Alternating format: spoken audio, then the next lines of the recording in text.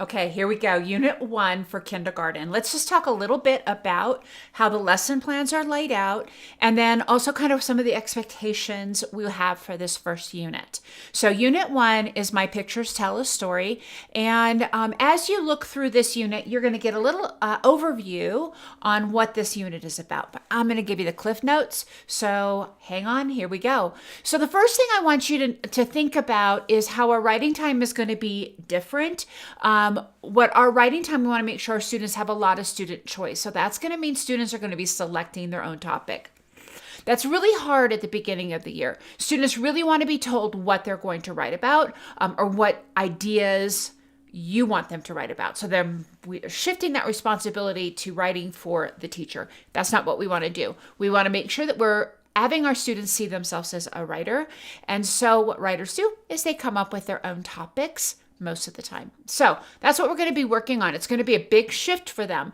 And for some students, it's going to be a little bit unnerving. They're going to want to have a lot of validation, and we're going to really try to have them look at trying their best as they go along. So student choice is really important. We're going to do lessons on how to select topics. So don't worry, those are in the units. Frequently, we want to make sure that every single day students have an opportunity to write on a topic of their own choice. Now, you may have a schedule that's a little bit limited. So maybe you don't have as much time every day for students to write for 15 to 20 minutes. Maybe you just have a 5-minute, and then the next day you have a little bit more time. But we want to make sure that they have consistent and frequent writing opportunities. We want to make sure that students have an opportunity to learn from other writers. We're going to be introducing some mentor texts, as well as you're going to be modeling some texts. Let's see, we want to set our expectations high.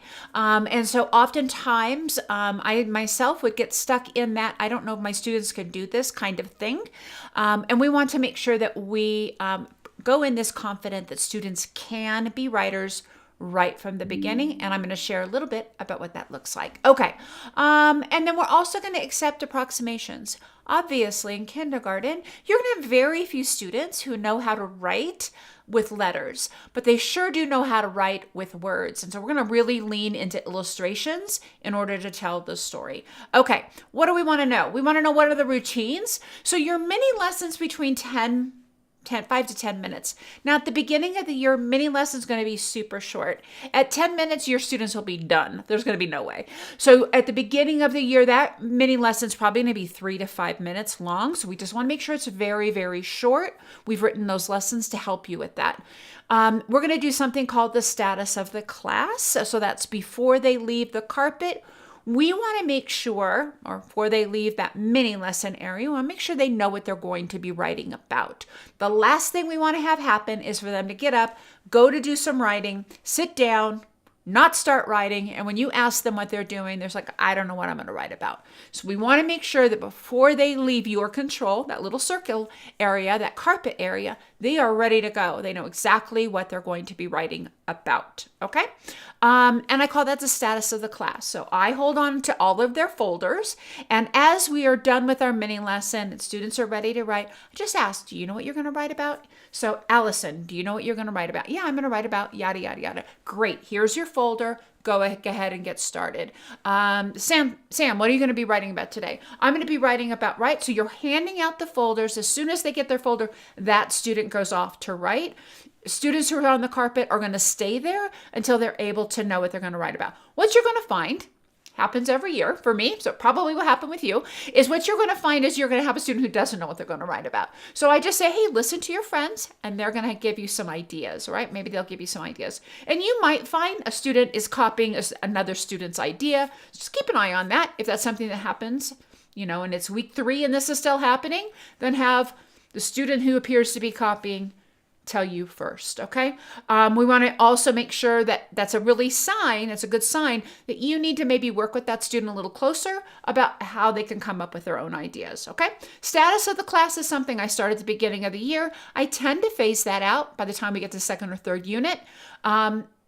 Sometimes I need to bring it back. So if my student is sitting over there, not sure what they're going to write about, that's a clue for me that I need to work on writing ideas where writers get idea, and I can just bring them back to the carpet and practice that status of the class for a few days, and then we're ready to go. Okay, what else do we want to know about?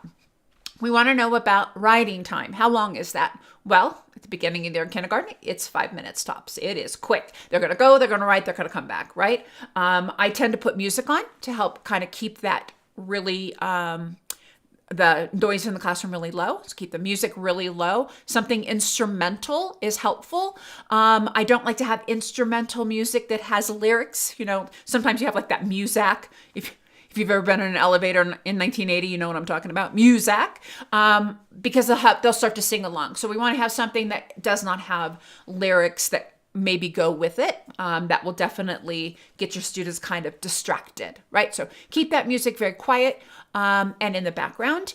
And then that writing time is only like 5 minutes. And at the beginning of the year, we're going to talk about building stamina. There's a lesson in here on that. We're going to be building stamina every day. We're going to chart it. And so we'll start with 5 minutes. The next day, we're going to start with 6. Then we're going to go to 7. Then we're going to go to 8, right? Typically, every year it happened to me, around 10 minutes, you'll have somebody who says, I'm done, right? And then I'm like, oh, okay, everybody, we have to come back to the carpet. So it usually happens just once because the rest of the class gives that student the stink eye, and that's all you need, and you're done there. And then we start to build stamina. After we are consistently at 20 minutes, I stop charting stamina, but you can chart it as long as you want to. And then we have student sharing time. Writing needs to be shared. So during Unit 1, you're going to have students turn to their writing partner and share. Okay, so it's going to be very simple. You're going to be building partners throughout this unit. So right now, just assigned partners. You may need to. You almost always need to change those partners. I like to have a boy with a girl. It tends to be a little less, WrestleMania or something. But I tend to have a boy with a girl. That works out really well for me. And then you want to have your students kind of stacked this way. So if you have your highest student and your students who are maybe not as proficient, we just kind of go like this so that there's not a huge gap between your high and your low. So definitely something that you're going to want to have writing partners and have them stay the same. I didn't change them after assigning them about week 3 or 4, you typically stayed the same unless there was some problem that I needed to deal with. Okay, what else do I want to tell you about this? That is all I want to tell you about that. Go ahead and read that section. Your materials, these are all of the materials that you might want to have on hand. What else do I want to tell you? I want to show you about the mentor texts. So these are some texts that are suggested. They do not have to be the beginning and ending of the type of works that you're going to be using. This is just some ideas. Books about the writing process, telling stories versus naming the parts. There's some books in there. And then books for where writers get ideas. Again, these are just some suggestions. Probably during the first time through with these units, these might be books that you want to get.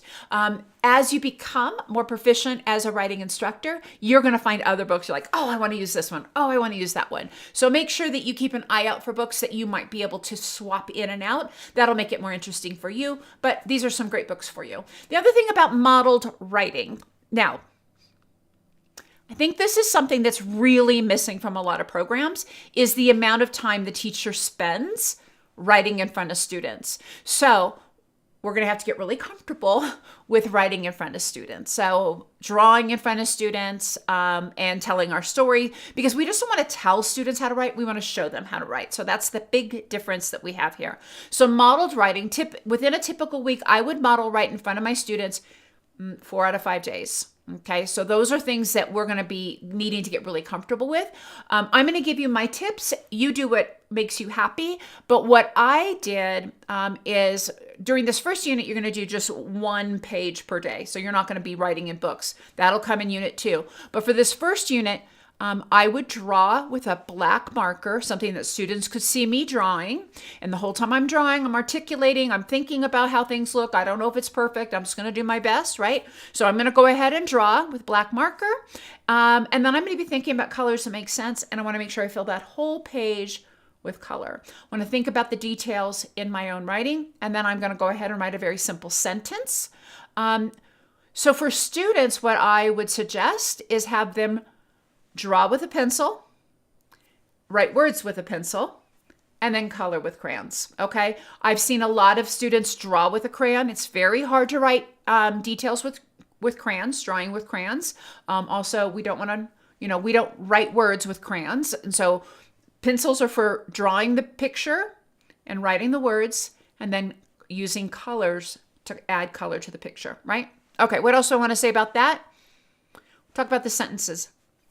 So if you were part of our units in the past, we hadn't been as explicit in the sentence writing. So we are digging a little bit deeper. We're going to be a little bit more explicit. So whenever we write a sentence, we're going to make sure we want to know the who or the what did what, right? So the who or what in my picture here is I did what? Have 2 dogs. And then we're going to mark them. There's an anchor chart in there that's going to show you how to do that. So make sure that you pay attention to that and that you include that in your lessons. As you continue on with these units, you're going to be writing multiple sentences. Do you have to do it for every sentence? No. Should you do it for 1 or 2 sentences? Absolutely. You want to make sure we bring those back in again and again, because students have a hard time knowing what a complete sentence is. Right? So that's what we're modeling on a continuous basis. So make sure that we're thinking about a who or what did what. So the who or what could be the avocado fell off the tree, right? So it doesn't have to be a person. It could be a thing. All right. What else do I want to tell you about? Writing goals chart. There is writing goals chart that is in your rubric file. Okay, you'll want to set up your writing goals chart so that it can be used throughout the year. So what I tend to do is I put the header on there, laminate it, and then the writing goals, those things I have marked on there, those are going to get swapped out. Okay, so I don't laminate those. I just put them on cards, and then I can tape them on there. If you want to laminate them and use them the next year, perfect. You can do that. Otherwise, you can just print them on regular paper and then next year print them out again. Whatever makes your heart happy, I'm fine with that. You could also put this into a pocket chart if you wanted to. And then students put their name on those Post-it notes. This will tell you all about how that works. We also have alphabet charts and words to know charts in there. So those are things that you can be found. Those are in the anchor chart unit. Again, those are in the introduction section of this unit. Okay, so look in the introduction, you'll find that. This is a continuum. This is something we want to use for the first month or the first writing sample. We want to make sure we get an initial writing sample before we have students start writing with lessons. So this is something that you're going to do usually day 3 or 4 of school is a great way to do it. So it's a pre-assessment. So this is your whole unit. This is days 1 through 20. Really, there's 21 because the first one is just going to be a unit pre-assessment. So go ahead and grab that. And then these are the lessons. These are intended to be taught in order, especially the first year. So the first year that you're teaching writing this way, it's a good idea just to follow these in order. As you become more proficient with writing, you're going to notice, you know what my students really need? They need this lesson before that lesson. Every class is different. Every year you're going to be noticing student needs things at different times. So please feel comfortable moving lessons around.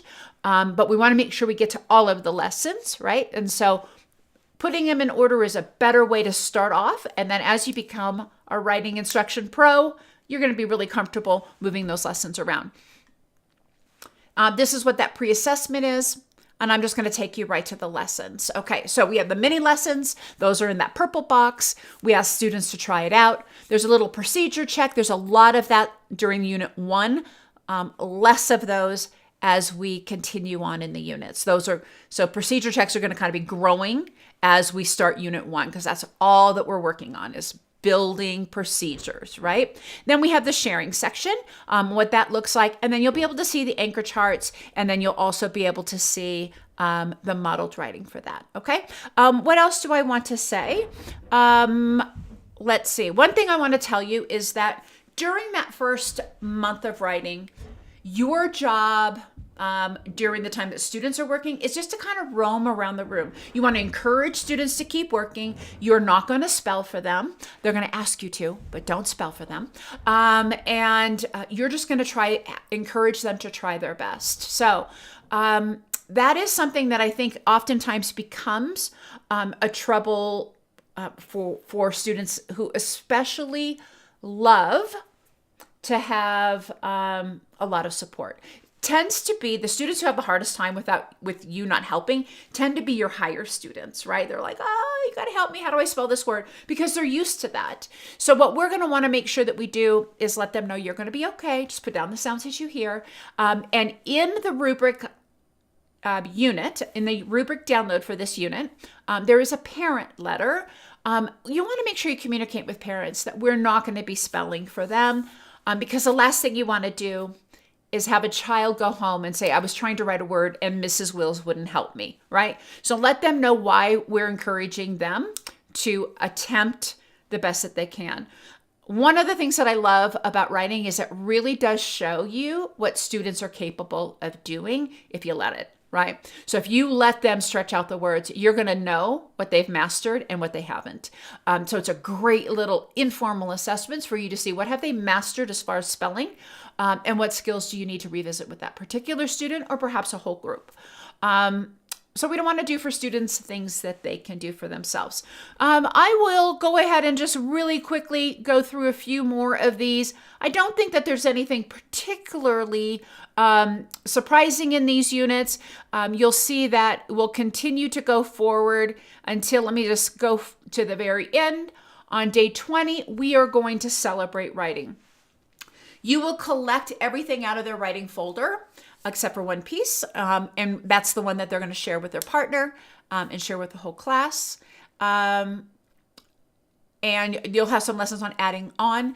And typically what I have done is I've taken all of those pieces that they decided not to publish, staple the parent letter to it, and send it home.